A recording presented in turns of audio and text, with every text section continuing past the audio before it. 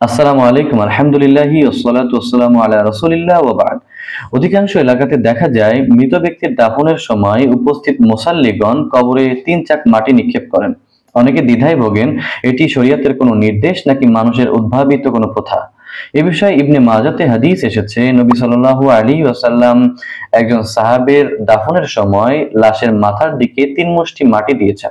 অতএব দাফনের সময় উপস্থিত ব্যক্তিদের জন্য কবরে ৩ মুষ্টি মাটি দেওয়া এটা মুস্তাহাব। তবে লক্ষণীয় বিষয় হলো ৩ মুষ্টি মাটি দেওয়ার ক্ষেত্রে ৩ চাক নয়, বরং ৩ বার আলাদা আলাদা মাটি নিয়ে ছেটানো।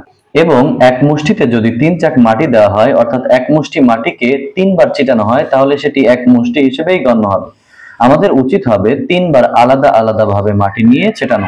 অতএব দাফনের সময় কবরে ৩ মুষ্টি মাটি দেওয়া এটি শরীয়তসম্মত একটি আমল, তবে লোকমুখে প্রচলিত ৩ চাক মাটি দেওয়া এটি সঠিক কথা নয়। আল্লাহ তাআলা আমাদের সকলকে সুন্নতের অনুসরণ করার তৌফিক দান করেন। আসসালামু আলাইকুম ওয়া রাহমাতুল্লাহি ওয়া বারাকাতুহু।